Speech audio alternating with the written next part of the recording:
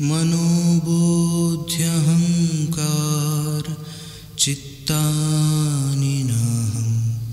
न च श्रोत्रजिह्वे न च घ्राणनेत्रे न च व्योमभूमिर्न तेजो न वायुः चिदानन्दरूपः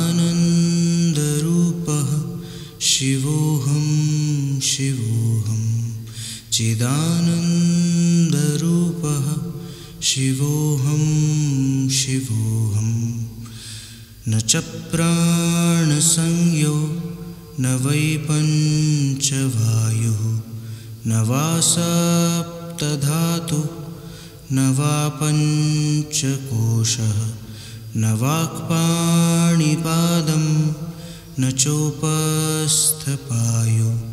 चिदानन्दरूपः शिवोऽहं शिवोऽहं चिदानन्दरूपः शिवोऽहं शिवोऽहं न मे द्वेषरागौ न मे लोभमोहौ मदो नैव मे नैव मात्सर्यभावः न धर्मो न चार्थो न कामो न मोक्षः चिदानन्दरूपः शिवोऽहं शिवोऽहं चिदानन्दरूपः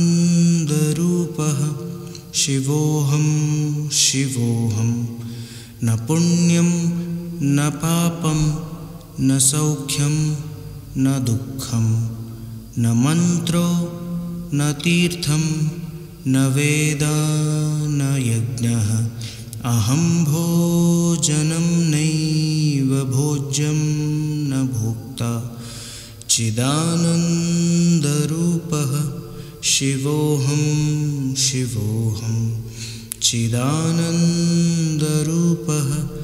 शिवोऽहं शिवोऽहं न मृत्युर्न शङ्का न मे जातिभेदः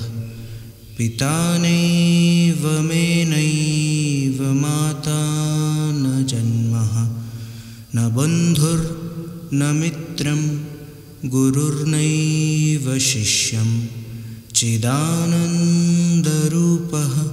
शिवोऽहं शिवोऽहं चिदानन्दरूपः शिवोऽहं शिवोऽहं अहं निर्विकल्पो निराकाररूपो विभुत्वाच्च सर्वत्र सर्वेन्द्रियाणां न चासङ्गतं नैव मुक्तिर्न मेयः चिदानन्दरूपः शिवोऽहं शिवोऽहं चिदानन्दरूपः शिवोऽहं शिवोऽहम्।